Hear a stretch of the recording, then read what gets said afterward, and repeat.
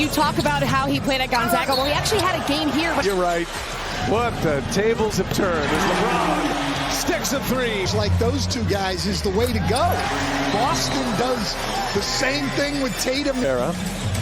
James. Oh, look out! LeBron James to steal. James on the breakaway. Back-to-back jams. 5. Clippers needed that one badly.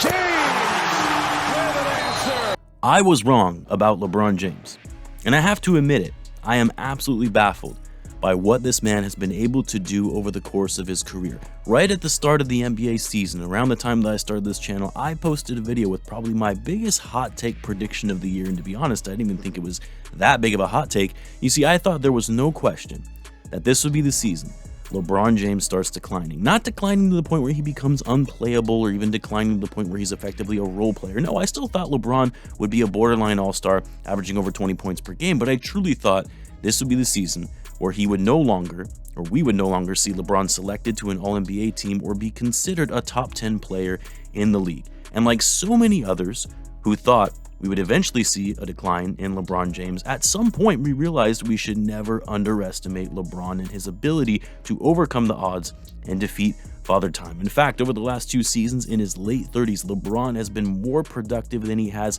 since his second stint in Cleveland. And when you look at what he's been able to do this season, in his 20th year in the league, you begin to realize this man simply is not human.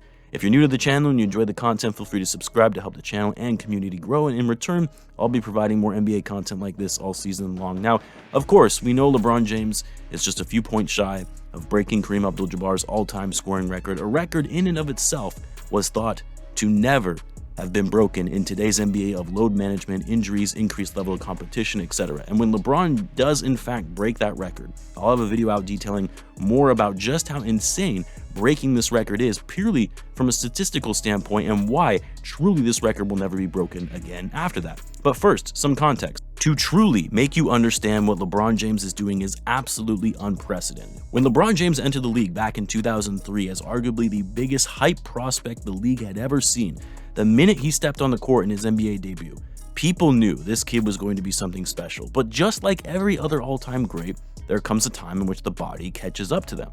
The grind of long NBA seasons, thousands of minutes spent on the court, eventually becomes too much for even the most fit and healthy of athletes, where their bodies say it's too much. Just look at the history of some of the greatest players who were known for their longevity and being able to maintain a high level of play for such a long period of time. Kobe Bryant, known for his high level of sustained success for the better part of 2 decades. By his 18th season in the league at the age of 35, injuries started giving way to where he was no longer able to be the Kobe Bryant that we once knew. Michael Jordan, by most, still considered to be the greatest player of all time, the greatest scorer the game of basketball has ever seen, even when he came out of retirement to play for the Wizards for 2 seasons at the age of 38 and 39.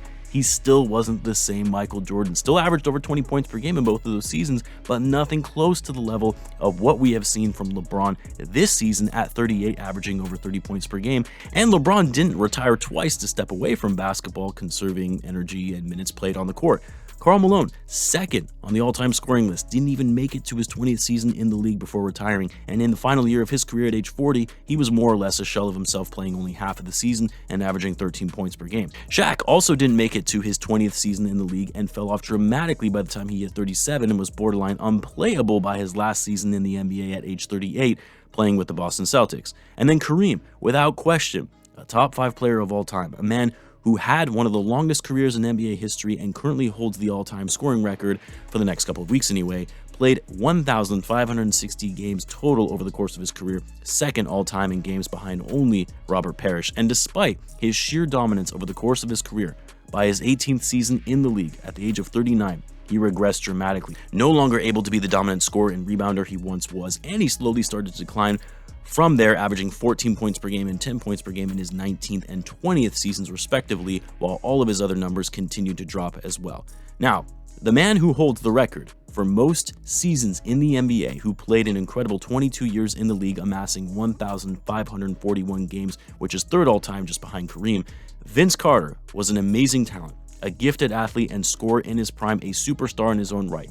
And although he holds the longest career ever in NBA history, by the age of 31, Vince Carter was no longer an all-star in the league, and by the age of 38, in his 17th season in the league, Carter was barely able to average more than 6 points per game and tallying over 20 minutes to finish out his career. A great savvy veteran that was still useful even during his final years of his career, even when he was off the court, but by no means was he the flying man that we once knew at age 38 and beyond. And none of this should be a shock to anyone, that all of these all-time greats started falling off as they entered their late 30s, especially considering the toll, wear and tear of the body. Playing basketball at the highest level possible in their profession is only natural, unless, of course, you're LeBron James. For the past 5 years or so, everyone has been wondering when will be the point for which LeBron starts following the law of averages and declines in his overall play.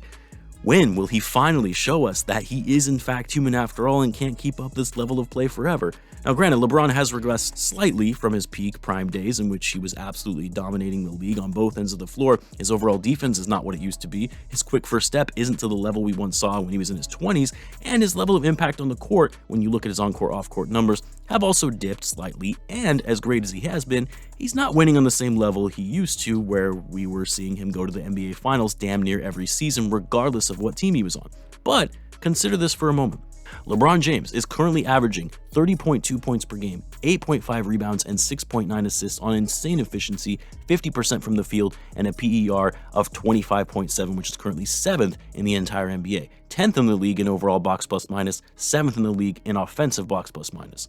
LeBron James, from an efficiency standpoint, level of impact on the court is on the same level as guys like Giannis, Luka Doncic, Jason Tatum, Nikola Jokic, Joel Embiid, all players who are in the peak of their primes in their 20s. This man is 38 years old and is still putting on a clinic when most players would only dream of putting up double figures in scoring in their late 30s, even if they make it that far in their careers. I honestly wouldn't be shocked anymore if LeBron continued playing at this level into his mid-40s, setting all kinds of insane records in terms of games, minutes played, scoring, assists, rebounding, all of it. He will most certainly set the record for number of seasons played in the NBA, surpassing Vince Carter, and that record will never be broken in NBA history going forward. And yes, we all know LeBron spends millions of dollars a year in training to keep his body right and in shape, and I'm sure that helps in maintaining his ability to still be so dominant after 2 decades in the NBA. But even all the training in the world, the fact that LeBron is still playing at an elite level, still a superstar and top 10 player in the NBA, is nothing short of phenomenal. Love him or hate him, what we are all witnessing from this man is something we will likely never see again in our lifetimes. And as someone who grew up watching Michael Jordan as a young child and never truly appreciating his greatness and the level of impact he had on the game, with the understanding I now have of basketball, to witness something truly special that we see LeBron James doing this on a nightly basis is remarkable. And I'm simply glad I'm able to witness something like this in my lifetime. So yes, once again, I was wrong about LeBron James. He is defying all odds of health and science that we once knew and will continue to prove all of us wrong as he continues to set a new standard for elite level basketball performance. Let me know what you guys think. Be sure to subscribe, and I'll see you in the next one.